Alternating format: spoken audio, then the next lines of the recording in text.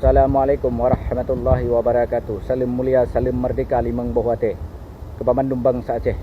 Dan salim hormat kepada adik-adik saya mahasiswa. Salim dari Abu Laut Combat Adi, anak Kabupaten Nagan Raya.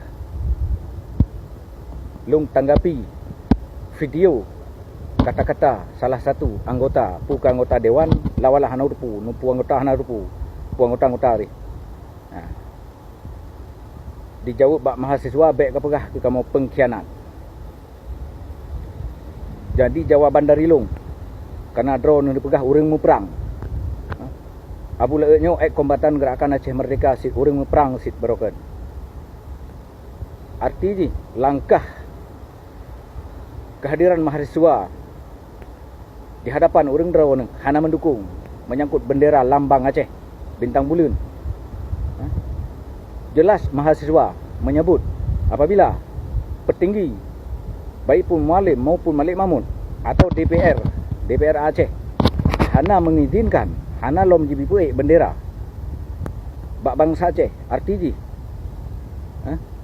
petinggi gerakan Aceh Merdeka iaitu GAM adalah pengkhianat, termasuk PA, praksi dari Partai Aceh yang mentemui pangkat darah bangsa Aceh, pengkhianat apabila dilarang, hana disetujui, hana diizinkan baik bendera bulu bintang bak bangsa Aceh. Mahasiswanya ke kelompok bangsa Aceh sih. Berarti urang drone ni pengkhianat. Abu Laut ke urang drone ni pengkhianat. DPR sebagaimana kalau disahkan oleh DPR Gero, apabila DPR Aceh praksi PA hana setuju, hana lom diserukan untuk mengizinkan baik lambang bendera Aceh. Arti awakkah pengkhianat menduma? Kena awakkah menteng naruh darah? Kamu nasib ruh darah ini di Nagan Raya. Keluarga Long pun nasib ruh darah. Long pun nasib kuteteskan darah di atas muka bumi Aceh tanah olianyo. Bak ku berjuang nanggro ile. Kalau cik kena nak beri. Adu-adun ku mati timbak. Terus berjuang mahasiswa.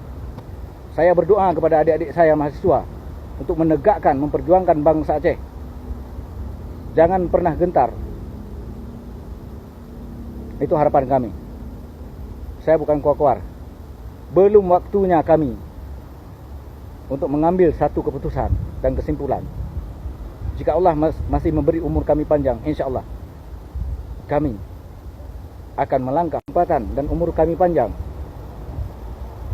Kami akan melangkah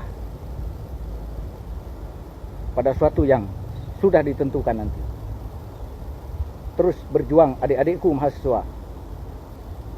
Saya kecewa selaku kombatan gerakan Aceh Merdeka, saya atas nama Yusri Mahendra garis miring Abu Laut Combat Adi kecewa kepada salah satu anggota yang menjawab pertanyaan mahasiswa adik-adik kita yang memperjuangkan bangsa dan nanggronya sendiri.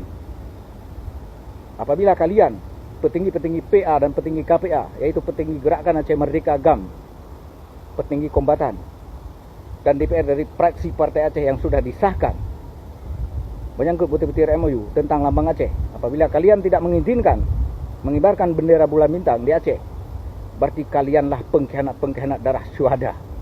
Pengkhianat darah syuhada.